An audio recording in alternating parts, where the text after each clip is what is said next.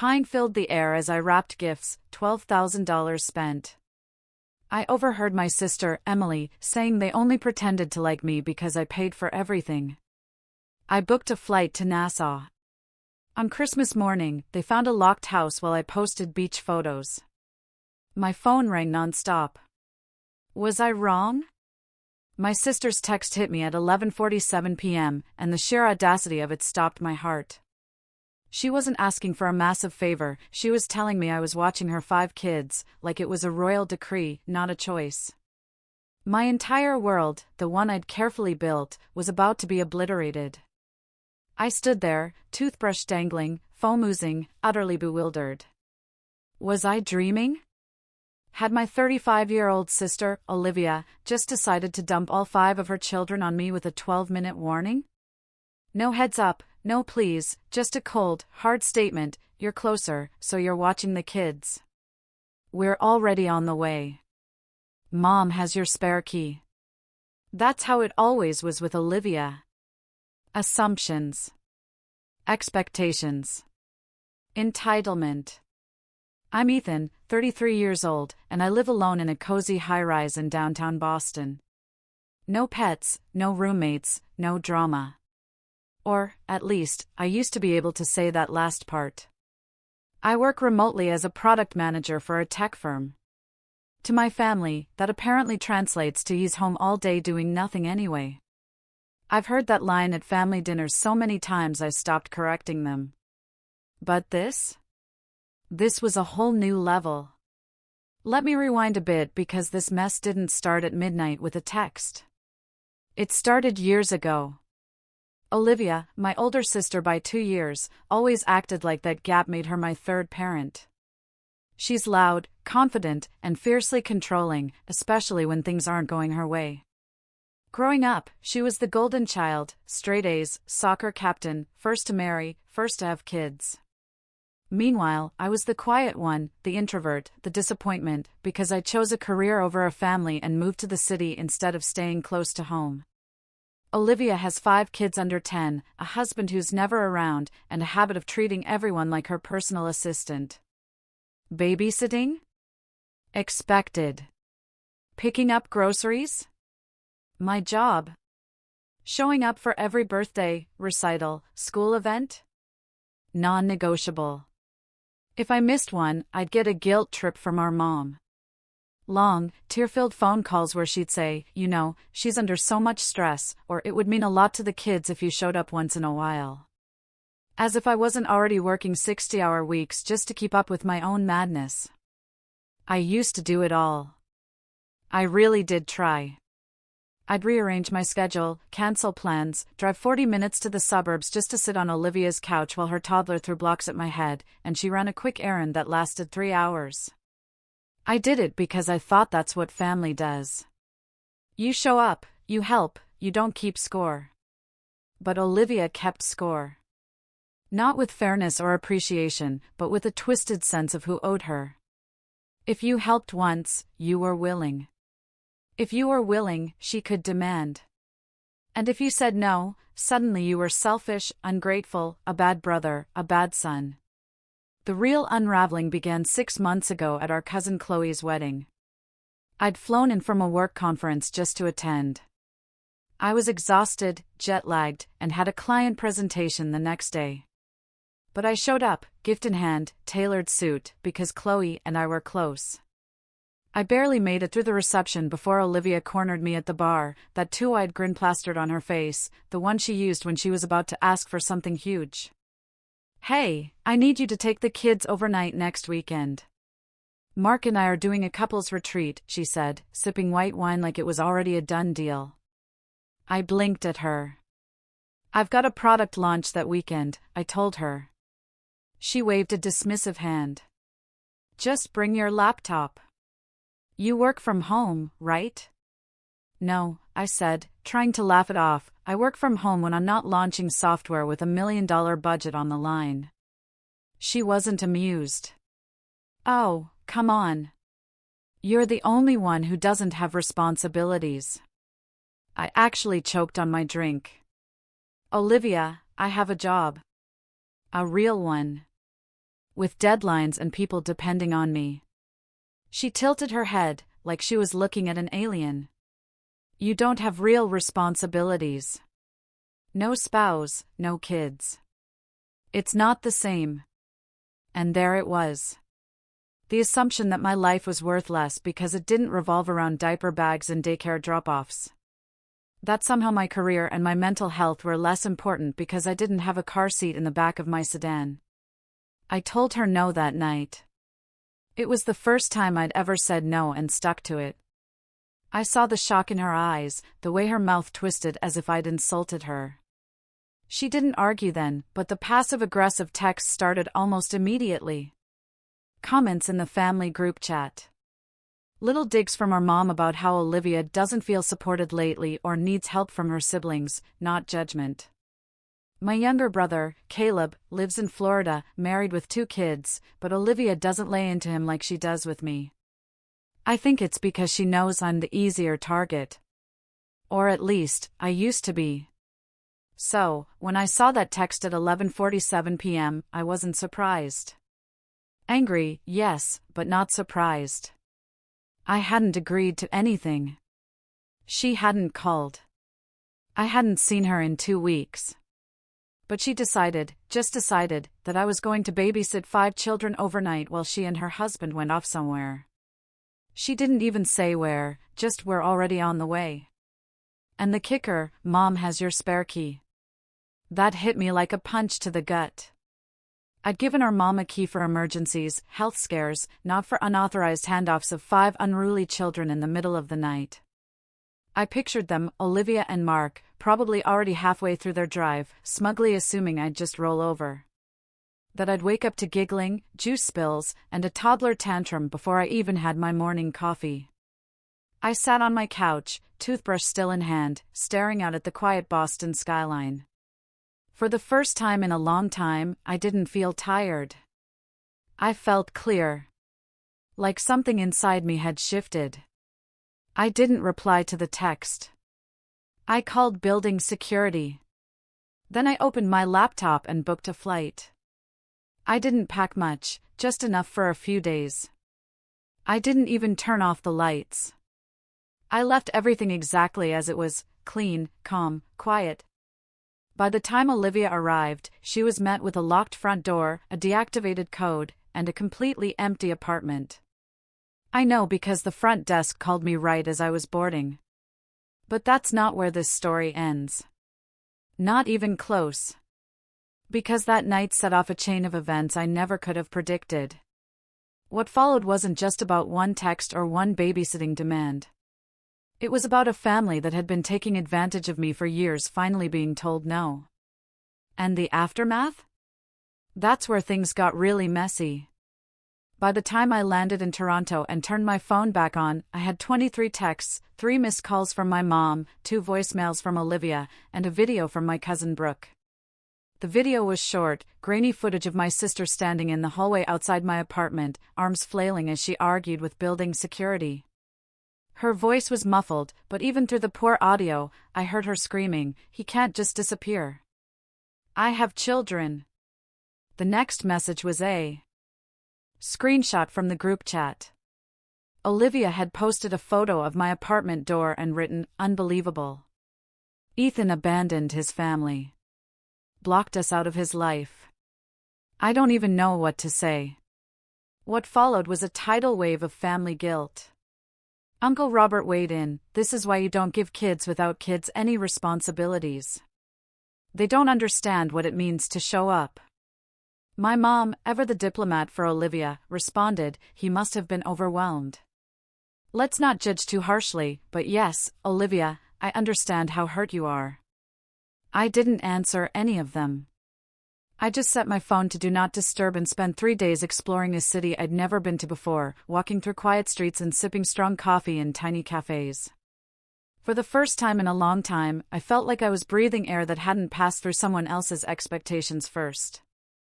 But when I got back home, the real fallout began. There were letters, actual handwritten letters, on my kitchen counter. My mom must have used the old emergency key. One was from her, long and tear-stained. It said she was disappointed in my behavior and hoped I could still be part of this family if I learned to balance independence with responsibility. The second letter was from Olivia's oldest daughter, Hannah. It was written in blue crayon on the back of a coloring book page. Auntie Ethan, it read, Mommy said you don't love us anymore, and that's why you ran away. That one hurt. I stood in the kitchen for a long time, holding that crayon note, my stomach turning. Not because I felt guilty, but because Olivia had weaponized her own child to twist the narrative, to paint me not just as unreliable, but heartless. I didn't confront her. Not yet. I just changed the locks and sent a single text to my mother, the spare key is no longer valid. Please don't come uninvited again. She didn't reply, but Olivia did. Oh, did she ever? 3 days later, a package arrived. No return address, just my name. Inside was a stack of invoices, school supplies, grocery receipts, a note scribbled on the back of a daycare enrollment form that read, Since you couldn't help in person, you can help this way. I almost laughed. Almost. Instead, I picked up the phone and called her. You sent me bills, I said, trying to keep my voice level. I figured since you're not doing anything else for this family, the least you could do is help financially, she snapped. You don't have kids. You live in that expensive apartment. You can afford it. Olivia, I never agreed to support you. You said no to everything else, she hissed. You've checked out, Ethan. Admit it. You don't care about us. You don't care about me. No, I said quietly. I've just stopped letting you decide what I owe. There was silence. Not the kind that ends an argument. The kind that stretches and tightens like a rope. Then she said, Wow. Okay. Got it. I hung up. I thought that would be the end of it. I truly did. But Olivia wasn't done, because when she lost control of me, she turned her sights on someone else. 2 weeks passed without much drama. I kept my distance. I started therapy. I even joined a local rec league and made a couple new friends. For a brief moment, I thought maybe the storm had passed. Then I got a call from my cousin Brooke. Have you seen Facebook? She asked, her voice tight. No, why? Go look. Olivia posted something about you. It's bad. I opened the app, and my heart sank. It was a photo of her kids sitting on her living room couch with sad faces. The caption read, My brother abandoned these babies because they were inconvenient. He locked us out, disappeared. Now they ask why Uncle Ethan doesn't love them anymore. I don't have an answer. Maybe he's just too busy being important. The comments were even worse. People I hadn't seen in years were piling on, old friends from church, distant relatives, even her in-laws. That's heartbreaking, one wrote. Some people just don't have the heart for family. Another chimed in, he always seemed cold. Now we know. I didn't know whether to scream or throw my phone through the window. Instead, I sat down and just stared at it, at the gall of it, at the utter manipulation, at the way she'd used her children again to paint herself as the wounded hero and me as the villain. I didn't comment. I didn't message. I just blocked her. But blocking someone on social media doesn't block the consequences. The calls started coming from family friends. Aunt Susan left a voicemail saying, Ethan, honey, I don't know what's going on, but maybe you should think about apologizing. Those kids miss you. Even Caleb called me from Florida. I get it, man, he said. I really do, but maybe just throw her a bone. A weekend or something, just to shut her up. Throw her a bone. As if that's what I was. As if I was supposed to bend just enough to make the screaming stop. It all came to a head at my mom's birthday dinner. I wasn't going to go. I'd RSVP'd no twice. But then she called me personally and said, please, just this once. No drama, just dinner. I should have known. When I got there, the whole thing felt off. Olivia was already seated at the head of the table next to Mom, chatting loudly and wearing a smile that didn't touch her eyes. Her husband was absent, as usual. Her kids were running wild, one of them already spilling lemonade on the tablecloth. I took the empty seat at the far end and tried to make small talk with Caleb, who was in town for the weekend, but the tension was thick. Nobody mentioned the Facebook post. Nobody mentioned the text or the flight or the key. But it was all there, sitting in the space between each clink of silverware. Halfway through dinner, Mom stood up to give a toast. "I just want to thank everyone for being here," she said, lifting her glass. "It means so much that we can come together, even when we have our differences. Family is what holds us up when the world tries to push us down." She glanced at me when she said that. So did Olivia. And then, I'll never forget this, Olivia raised her glass too and said, "To forgiveness." A few people clapped. I didn't move. But she wasn't done. Just as dessert was being served, Olivia leaned back in her chair and, loud enough for the entire table to hear, said, "By the way, Ethan, I gave your number to the babysitter's agency. They'll be calling you. I figured if you're not going to be a real uncle, you can at least pay like one." There was laughter. Actual laughter. As if it were a joke. I looked at my mom. She looked away. That was the moment. Not the Facebook post, not the bills, not even the midnight text. It was the moment I realized no one was going to stop her. That she had claimed the role of victim and martyr, and everyone else had bought in. That I could say no until I was blue in the face, but as long as she was loud enough and pitiful enough, I would always be the bad guy. That night, I went home and poured myself a drink I didn't even want. And then I opened my laptop. Not to scroll. Not to vent. To plan. Because if they wanted a villain, they were about to get one. But on my terms. I didn't sleep that night, not really. I lay there in the dark, the glow of my laptop screen casting long shadows, replaying that moment at the dinner table. Olivia's smug voice, the light titter of laughter, and the way my mother looked away, like it was all just too inconvenient to address.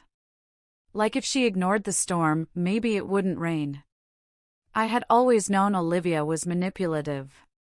But this was the first time I felt completely cornered. Not just by her, but by the people who were supposed to see me, supposed to know I wasn't the villain in her warped narrative. But in that moment, I realized something bone-deep and bitter. In my family's eyes, I had become expendable. And that understanding, it gutted me. For the first time in years, I called out of work the next day. I couldn't focus, couldn't think. I sat on the edge of my bed for hours, still wearing the same dress shirt from the night before, just numb. Every time I closed my eyes, I saw Hannah's crayon letter, heard my aunt's voicemail, remembered the way Olivia said forgiveness like it was some kind of punchline. I thought about texting Caleb, about asking him if he really meant just throw her a bone. But I didn't. I already knew the answer. He'd been coached his whole life to keep the peace. That's what you do in our family. You keep the peace, even if it costs your sanity. But I was done keeping anything. That week, I started writing. Not emails, not work reports. Journals. Long, meandering entries that started off as rants and slowly became something else. It felt ridiculous at first, sitting alone in my living room, pouring my thoughts into a leather-bound notebook like some moody teenager. But it helped. It helped more than I expected. I started by documenting everything Olivia had done over the past year, then the past 5, then eventually my entire childhood. It was like pulling weeds out of my brain. Every lie, every manipulation, every guilt trip I'd swallowed without question. I wrote it down. I gave it form. I made it real. I started therapy around that time, too. A virtual session through my employer's health portal. My therapist's name was Dr. Ben, and he didn't sugarcoat anything. "You're experiencing emotional parentification," he said after our second session. "Your sister and mother have placed adult responsibilities and emotional burdens on you that aren't yours to carry." I blinked at the screen. "That's a thing?" "It's a very real thing," he said. "And it sounds like you've spent most of your life trying to be good enough for a family that only sees you as useful." That word, useful, stuck with me. Because that was exactly it. I was only as valuable as what I could provide: time, money, labor, silence. Once I stopped providing, I stopped mattering. That truth was hard to swallow, but it also became the foundation for something new. I threw myself into work, but not as a distraction. For the first time, I started setting boundaries, not just with my family, but with my coworkers too. I turned off Slack notifications after 6 p.m. I stopped saying yes to every quick favor that landed in my inbox. I even took a risk and pitched a new product idea to my team, something that had been rattling around in my head for months, but I'd never had the nerve to bring up because I was always too busy cleaning up after everyone else's priorities. My manager loved it. 3 weeks later, I was leading a small team to prototype it. That little win, it lit a fire in me. A small one, but steady. Quiet. I stopped attending family dinners. I muted the group chat. I took long walks every morning before work, even when it rained. I listened to audiobooks on boundaries, on manipulation, on generational dysfunction. I started cooking for myself again. Real meals, not just takeout eaten in front of my laptop. One night, I pulled an old keyboard from my closet. I hadn't touched it in years. Music had been something I loved as a teenager, before life got too loud to hear my own thoughts. I spent 2 hours that night just playing. Clumsy. Out of rhythm. But free. The next morning, I got a message from Hannah. Not Olivia. Hannah. "Hi, Uncle Ethan. I miss you. Mommy says you are mad at us, but I don't think you are bad. Can we see you soon?" I made a picture. There was a photo attached. A stick figure drawing of me holding hands with her and her little brother, both of them smiling. I stared at it for a long time. Then I cried. Not a few tears. Full body, chest-heaving sobs. Because I did love those kids. And I hated that Olivia was using them as pawns. I hated that they were caught in the crossfire of something they didn't cause and couldn't understand. But I didn't reply. I couldn't. Not yet. Because replying meant Olivia would know she still had access to me. And she didn't. Not anymore. Weeks passed. Dr. Ben kept encouraging me to take space. Detachment, he called it. Not punishment, not spite, just choosing to remove myself from a system that had done more harm than good. I didn't think my mom would let it stand. I figured she'd show up again unannounced. Maybe try another let's talk ambush. But she didn't. Not right away. What I did get, however, was a certified letter. It arrived on a Tuesday. I opened it at the kitchen counter with that same sinking feeling you get when you know the envelope contains bad news. And sure enough, it was from Olivia's attorney. This letter is to formally request that you begin contributing child support to the care of your niece and nephews as you have been previously designated as an informal guardian during multiple timeframes. My client seeks compensation for your recent neglect of these assumed duties. Child support? Assumed duties? I almost laughed, but the kind of laugh that comes out sharp and bitter and unhinged. She had actually hired a lawyer. Not to file anything legally binding, of course. It was all bluff, all posturing. But still, she'd spent money on this, just to intimidate me. That's when the anger came back. Not the hot, impulsive kind. The cold, focused kind. The kind that makes you sit very still while your brain quietly locks into place.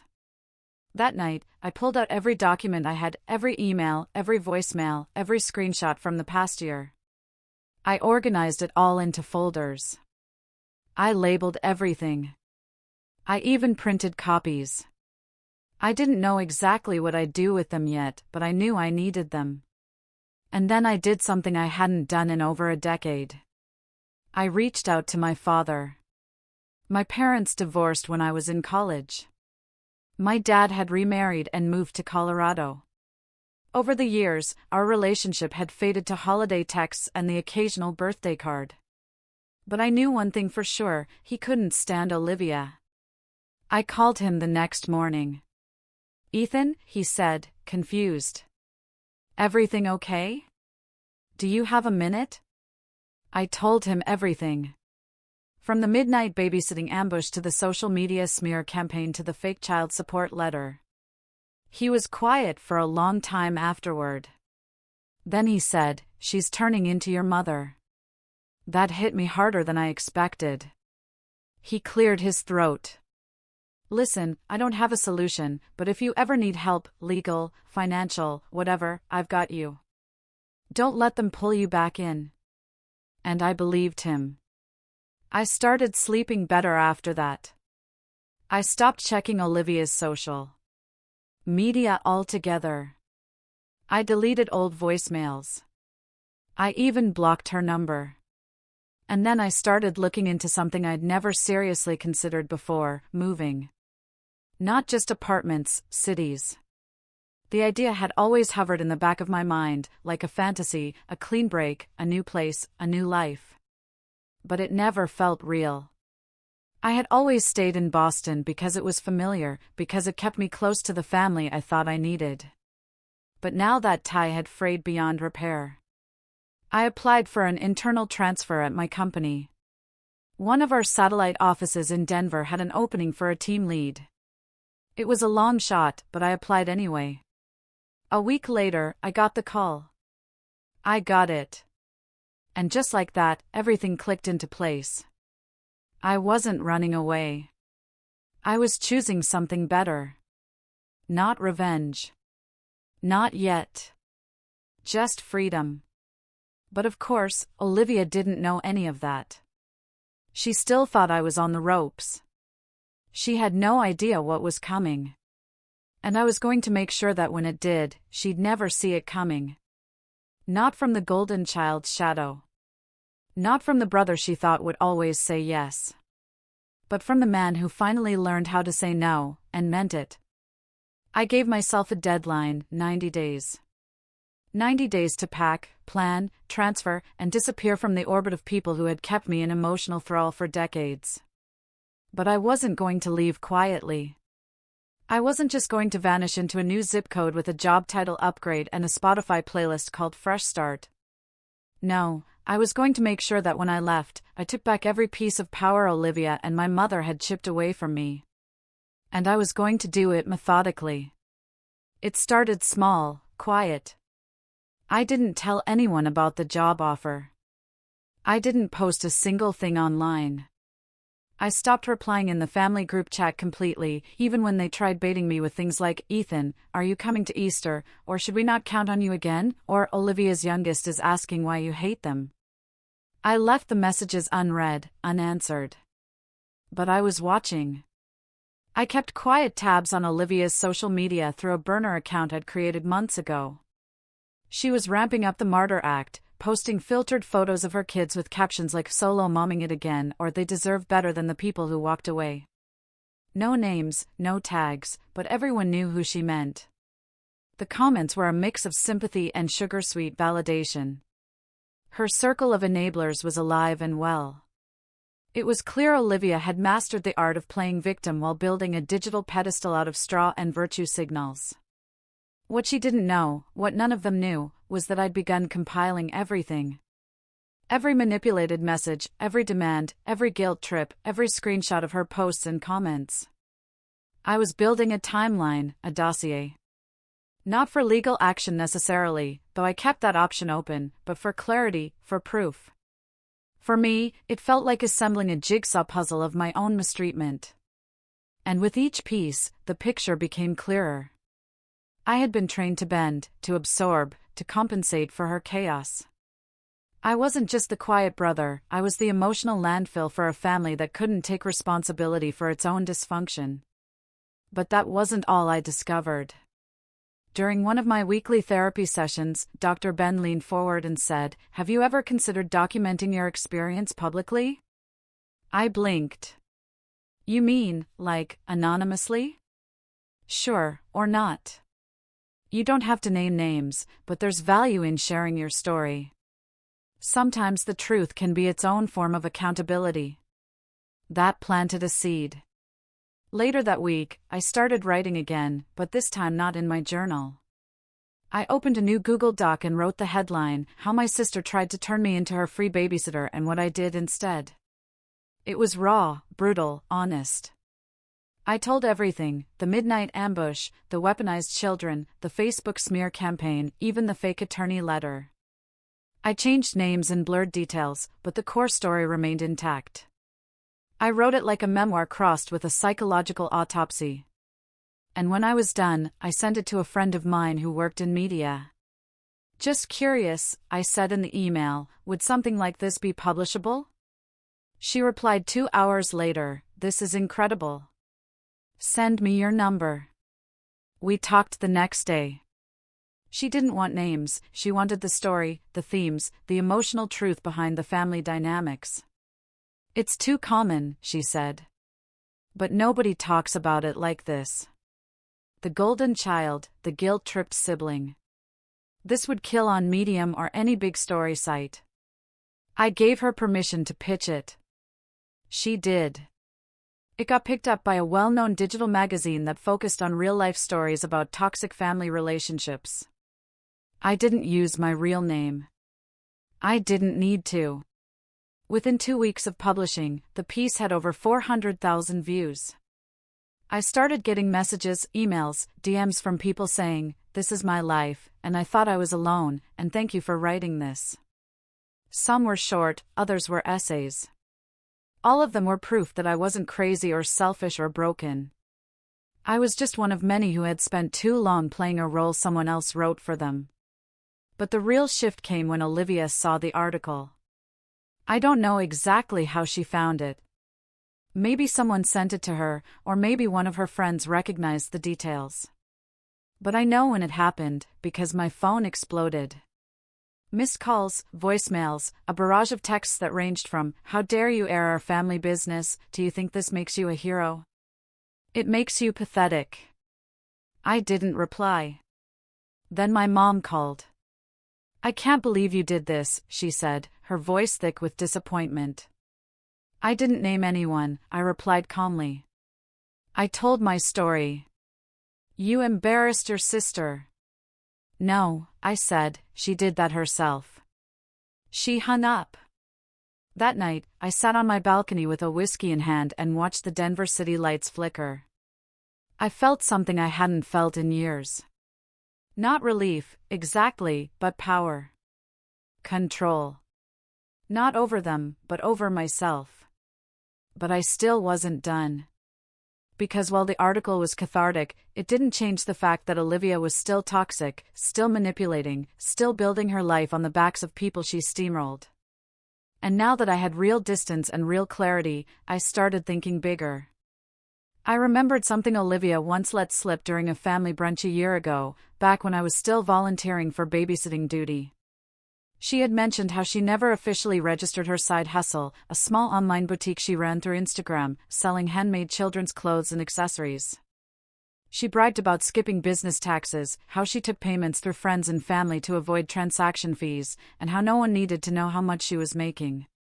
At the time, I'd laughed awkwardly and kept eating my omelet.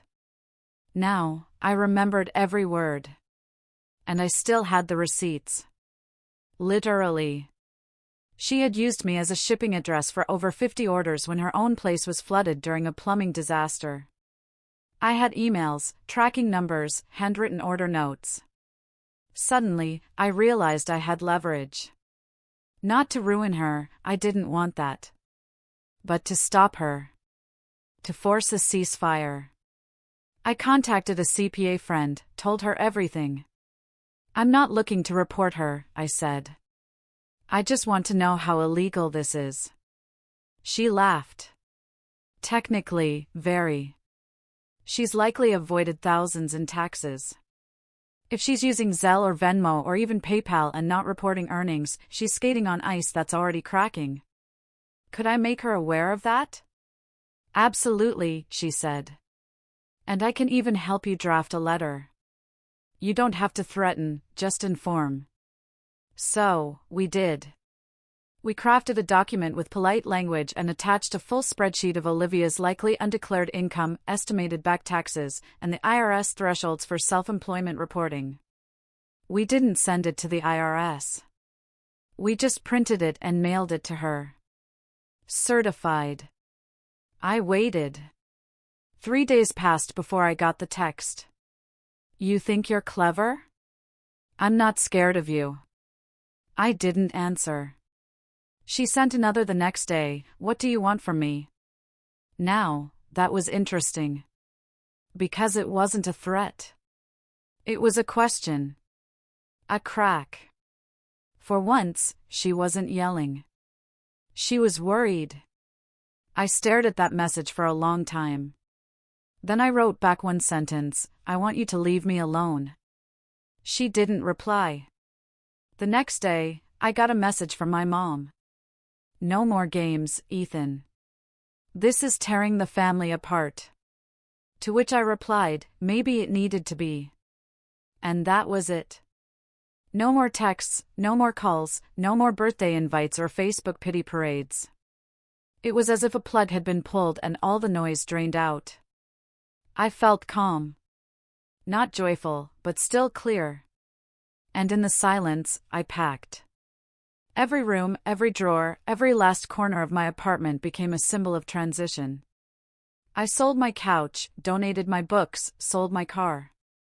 I even walked through the building one last time, saying goodbye to the doorman who used to greet me with a nod and, I'm back from babysitting again, huh? Nope, I said that day. Not anymore. He smiled. Good for you. I left on a Thursday morning. I didn't tell anyone where I was going. Not my mom. Not Olivia. Not even Caleb. I arrived in Denver with 2 suitcases, 1 carry-on, and a notebook full of lessons I'd bled to learn. But I still wasn't finished. Because while I had walked away, the final chapter hadn't been written yet. And Olivia? She had no idea that her story, the one she kept trying to control, was about to end very differently. I just needed the right moment. I lived quietly for the first few months in Denver. No drama, no calls, just rainy mornings, new coworkers, and the slow, deliberate building of a life I chose for myself. My new apartment was half the size of my old one, but it faced a park where the trees turned gold in the fall, and that view was worth every square foot I'd left behind. I walked to work. I tried new restaurants. I even joined a weekly board game group at a coffee shop downtown, something I never would have done back home, where every evening felt like a hostage situation waiting to happen. It was peaceful, maybe even a little lonely sometimes, but it was mine. And then one evening in early November, I got an email. Subject: Hi Ethan, would you be open to an interview? It was from a journalist, someone who worked at the same digital magazine that had published my anonymous piece a few months earlier. She said the article had sparked huge engagement, especially from readers who had been in similar family dynamics. They were planning a follow-up series, Boundaries, Stories of the Silent Sibling. She wanted me to go on record with my real name. I didn't reply right away. I sat with it for a few days, talked it over with Dr. Ben during therapy, asked myself what I was hoping to accomplish. Was it about revenge, vindication, or just the truth? Laid bare and clean. Eventually, I said yes. The article came out 2 weeks later, and this time I didn't hide. I gave her my name, my photo, and the full story. Stripped of sugar, polished of nothing. It wasn't angry. It was measured, honest.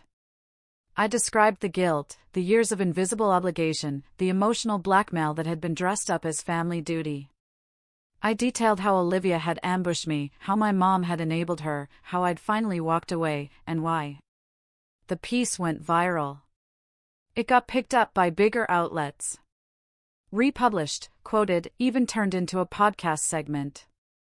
My inbox flooded again, but this time not just with strangers. It started with Caleb. "Bro," he texted, "saw the article. Can't believe you said all that, but honestly, good for you." We talked on the phone a few days later, the first real conversation we'd had in over a year. He admitted he'd always seen the way Olivia manipulated things, but he stayed quiet because it was easier, because he lived far away. Because, as he put it, you were the one always catching the blast radius. "I should have had your back sooner," he said. "It's all right," I replied. "You see it now." But Olivia saw it, too. Oh, she saw it. 3 days after the article dropped, I got a cease and desist letter in the mail. Official stationery, angry font, the whole dramatic production. Her lawyer, a different one this time, claimed I had defamed her, that I had painted her in a false light, that she'd suffered personal and professional reputational damage. I handed the letter to my new lawyer, a no-nonsense woman named Sarah I'd hired the day I agreed to go public. She smiled, read it twice, and said, "Let them try.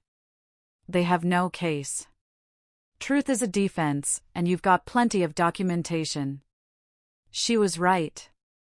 We'd been meticulous. Every claim in the article was backed up: emails, screenshots, call logs, timestamps. Sarah drafted a firm response. No threats, just facts. We reminded them that any attempt to sue would trigger discovery, meaning everything would become public record. We never heard from them again. But Olivia wasn't done. A week later, I woke up to chaos in the comments of the article. Someone, clearly her, had created several fake accounts and started posting nasty replies, calling me a liar, a coward, an emotionally abusive brother who abandoned his family. The usernames were sloppy. The grammar was unmistakably hers. The moderators banned all of them within hours. Still, I could feel the tantrum through the screen. The desperation. She was unraveling. Then came the final blow, and I didn't even deliver it. It started with a Reddit post. I wasn't the one who wrote it, but a friend sent it to me with the caption, "Is this your sister?" The post, titled, "My boss expects me to work while babysitting her kids. Is that legal?" was written by a woman who worked remotely for Olivia's boutique. Apparently, Olivia had hired part-time virtual assistants to handle order processing and customer emails, promising flexible hours and a family-oriented work environment. What she hadn't disclosed was that these assistants would frequently be asked to keep an eye on her kids during Zoom calls, help with homework while handling customer inquiries, or even take lunch breaks with her children over FaceTime so she could run errands. The post blew up. People were outraged. They tagged labor lawyers, employment rights subreddits, and even began soothing her business page. Within 2 days, Olivia's boutique Instagram was flooded with angry comments. Within 4, it was taken offline entirely. A week later, she posted a tearful Facebook video. I didn't watch it. I couldn't. But Caleb did. "She's saying she's being attacked by trolls," he told me. "That she's a single mom and people are trying to destroy her business. No mention of me, but it's clear she's imploding." Then came the cherry on top. Someone, I still don't know who, reported her boutique to the IRS. Probably one of the assistants, or maybe someone from the Reddit thread. Either way, the hammer fell hard. Her shop never reopened. Her PayPal account was frozen. Her business license status changed to suspended on the state registry. She tried to pivot, started a GoFundMe with a sob story about losing her income due to online harassment. It raised $83. My mom called me a week later. I let it go to voicemail. Her voice was different. "Hello, Ethan. I know things have gone too far. I don't know what to say. Olivia is struggling. The kids are confused. I miss you. We all do. I listened to it twice. Then I deleted it, because by then I had learned something priceless: missing someone doesn't obligate you to walk back into the fire. I never responded. Instead, I finished settling into my life in Denver. My new role came with a team that respected boundaries, a schedule that left room for joy, and a clarity I'd never known before. I volunteered at a local nonprofit that helped mentor teenagers from broken homes, kids who, like me, had been forced to play adult too soon. One afternoon, while cleaning out old files on my laptop, I stumbled across the original folder I titled The Olivia Problem. Inside were hundreds of screenshots, voice memos, emails, a digital graveyard of manipulation. I didn't need them anymore. I deleted the entire folder. Not out of forgiveness, out of peace. Because the revenge? It wasn't the article. It wasn't the tax scare. It wasn't the boutique collapsing under its own dishonesty. The revenge was the silence. The distance.